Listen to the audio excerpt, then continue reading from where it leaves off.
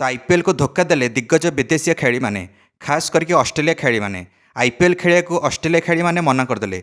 Australia cricket board NOC देना निज pace bowler मानक जो मैंने आईपीएल खेलिया आसते Josh Hazlewood, Pat Cummins, Mitchell Starc या एनओसी देवा मना करदेला ऑस्ट्रेलिया क्रिकेट बोर्ड। ऑस्ट्रेलिया इथर ग्रुप स्टेज में नकआउट होता टी20 विश्वकप आगामी वर्ष 2027 विश्व टेस्ट चैंपियनशिप अच्छी WTC ओडीआई विश्वकप अच्छी से ऑस्ट्रेलिया दल आईपीएल तुलना में आईसीसी इवेंट को बेसी प्राधान्य दौरान। ऑस्ट्रेलिया बॉलर मैंने आईपीएल बड़ इंजुरी शिकार हेबे से ऑस्ट्रेलिया को पछताइबा पड़ पारे। आईपीएल बड़ टूर्नामेंट हम 2 मास जाए लगातार क्रिकेट चलो तो निजक फ्रेश रखा चाहते ऑस्ट्रेलिया टीम खेली जोस Hazlewood, Pat Cummins, Mitchell Stark से निज देश को प्रथम प्राथमिकता दि जाऊँगी ऑस्ट्रेलिया क्रिकेट बोर्ड द्वारा आईपीएल तुलना में। एमती कही ऑस्ट्रेलिया क्रिकेट बोर्ड सीएसके रु पेस बॉलर नाथन एलिस ये सीएसके तरफ चयन होते किंतु ये आसी ना। तो ऑस्ट्रेलिया कौच पेस बॉलर को इंजुरी होबार चांस अच्छी आईपीएल किंतु बैट्समैन मानकर भी देखा दर्शन ना।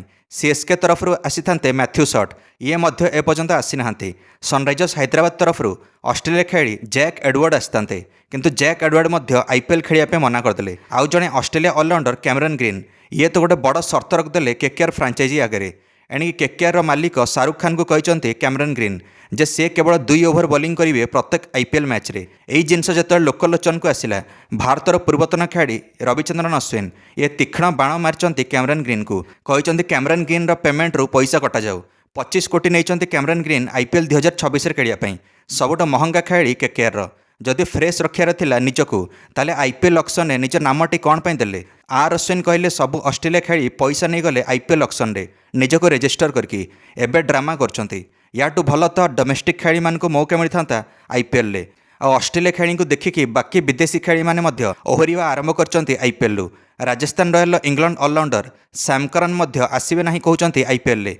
Punjab Kings New Zealand bowler Lockie Ferguson IPL खेलिया मना करदे कहले छुआ जन्म होती से खेली पारे।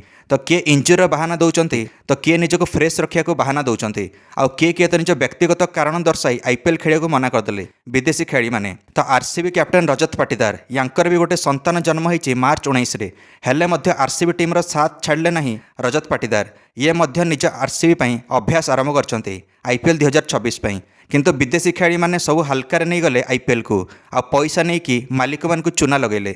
Lucknow super giants Sri Lanka spinner Wanindu Hasaranga आसिया मना करदे आईपीएल केवल श्रीलंकार पेस बॉलर माठिसा पाठिराणा कहले मोर 18 कोटी आईपीएल फ्रांचाइजी नहीं जाऊ मो टी20 विश्वकप रे इंजोर्ड होती तो मुझे खेली पारिबेनी आईपीएल संपूर्ण टूर्नामेंट। तो मुझे चाहूँचे बिना खेलिकी एतिकी टंकार हकदार हेबी नहीं जहाँ भी एमएस धोनी छत्र छाया खेलुले आगुरी माठिसा पाठिराणा केवल पैसा फेरैया कथा कहले। बाकी सब विदेशी खेली माने पैसा नहीं फेरार अच्छा आईपीएल पूर्व।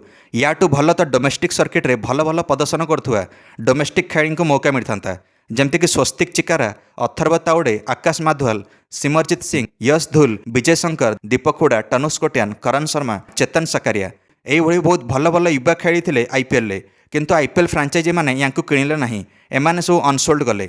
आईपीएल जदि एमाने खेली था एणिक भविष्य में भारत पर एमाने खेली पारते ता सहित भारतर पैसा भारत रही था जदि डोमेस्टिक खेली मान को मौका मिलता एणिक विदेशी खेली तुलना ना कौन कहते निश्चय मंतव्य कमेंट दे वीडियो को लाइक और चैनल को सब्सक्राइब करदे समस्त क्रिकेट अपडेट्स। धन्यवाद।